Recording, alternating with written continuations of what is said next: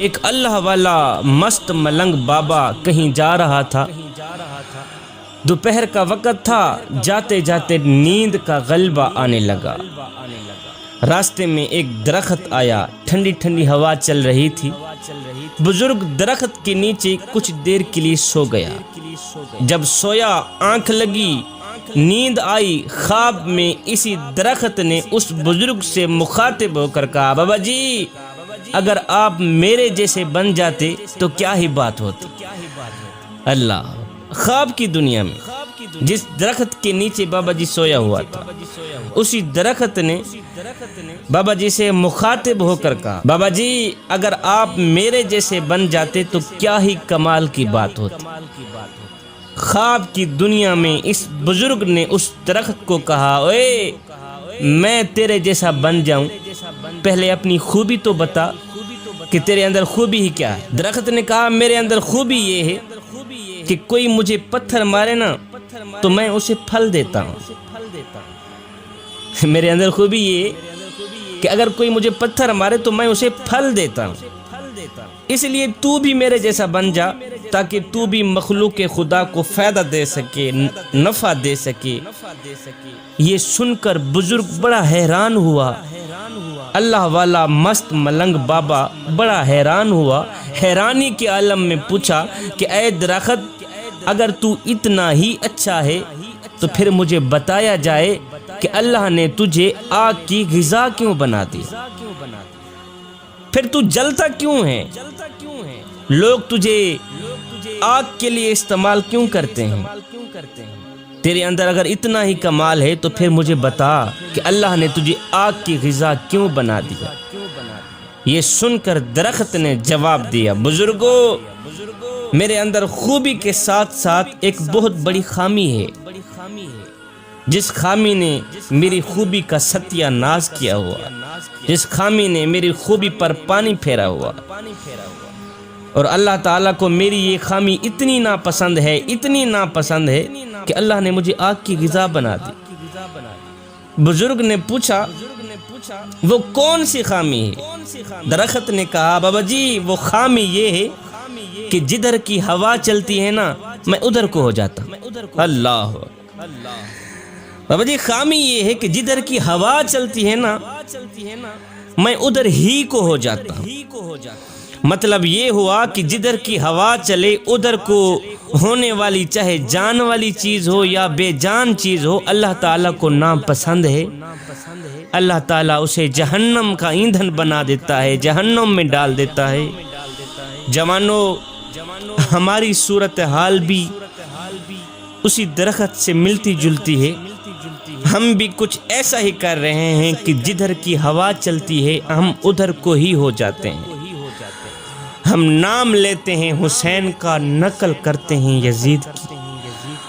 ہمارے اوپر کوئی بھی شخص 10 منٹ لگا دے ہم اسی کے ہو جاتے ہیں۔ مسجد میں نماز پڑھنے کے لیے بھی چلے جاتے ہیں، پھر کسی کے کہنے پر کنجر خانے میں بھی چلے جاتے ہیں۔ ادھر کو بھی پورے ہیں، ادھر کو بھی پورے ہیں، جدھر کی ہوا چلے ہم ادھر کو ہی ہو جاتے ہیں۔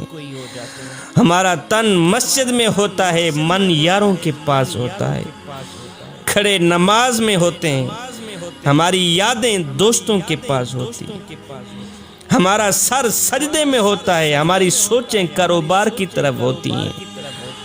جوانوں، نماز میں بھی خالص بن جاؤ، رب کے عشق میں بھی خالص بن جاؤ۔ ادھر سے حضرت رابعہ بصری آ رہی تھی، ادھر سے ایک نوجوان جا رہا تھا۔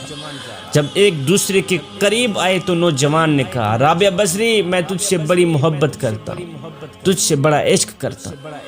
رابعہ بصری نے کہا، اچھا تو مجھ سے بڑی محبت کرتا ہے، عشق کرتا ہے؟ اس نے کہا، ہاں میں تیرے ساتھ عشق کر بیٹھا ہوں، میں تجھے اپنانا چاہتا ہوں۔ رابعہ بصری نے کہا، اچھا اس طرح کر، میری ایک بہن ہے جو مجھ سے کہیں زیادہ خوبصورت ہے، میں چاہتی ہوں تو اسی سے ہی محبت کر لے، اسی سے ہی عشق کر لے، اسی کو ہی اپنا لے۔ اس نوجوان نے کہا، تیری وہ خوبصورت بہن کہاں ہے؟ رابعہ بصری نے کہا، وہ تیرے پیچھے کھڑی۔ اس نوجوان نے یک لس مڑ کر پیچھے دیکھا تو رابعہ بصری نے نوجوان کے منہ پر ایک تماچا مارا، کہا بدبخت انسان، محبت رابعہ بصری سے کرتا ہے تکتا غیروں کو ہے۔ ابھی ہو گیا ہے تیری محبت کا امتحان، تو محبت رابعہ بصری سے کرتا ہے، عشق رابعہ بصری سے کرتا ہے، تکتا غیروں کو ہے۔ اس نوجوان نے اپنے سر میں خاک ڈالی، پیٹا، سر پیٹ کر کہا کہ میں نے دنیا میں سے کسی عورت کے ساتھ محبت کا دعویٰ کیا، جب مڑ کر پیچھے دیکھا تو میرے منہ پر ایک تماچا لگا۔ کہتا ہے کتنا بدبخت ہوگا وہ انسان جو دعویٰ کرے رب کی محبت کا تکے غیروں کو، جو دعویٰ کرے رب کے عشق کا تکے غیروں کو۔ جوانو، نماز میں بھی خالص بن جاؤ، رب کے عشق اور معرفت الہی میں بھی خالص بن جاؤ۔ جب تم نماز میں، عشق میں، معرفت الہی میں خالص بن گئے تو پھر ایک لمحہ وہ بھی آنے والا ہے کہ اللہ خود فرمائے گا، او میرے بندے تو میرا ذکر زمین پہ بیٹھ کے کر، میں تیرا ذکر عرش بری پہ بیٹھ کے کرتا۔ تو میرا ذکر گنہگاروں کی صف میں بیٹھ کے کرے گا، بدکاروں کی صف میں بیٹھ کے کرے گا۔ جب میں تیرا ذکر کروں گا تو گنہگاروں کے صف میں بیٹھ کے نہیں کروں گا، بلکہ معصوم فرشتوں کی صف میں۔ جدھر کی ہوا چلے ادھر کو نہ ہو جایا کریں جوانو، ایک اللہ کے بن جاؤ، ایک اللہ کے بن جاؤ۔ جب تم ایک اللہ کے بن گئے پھر دنیا میں بھی کامیاب بن جاؤ گے، آخرت میں بھی کامیاب بن جاؤ گے۔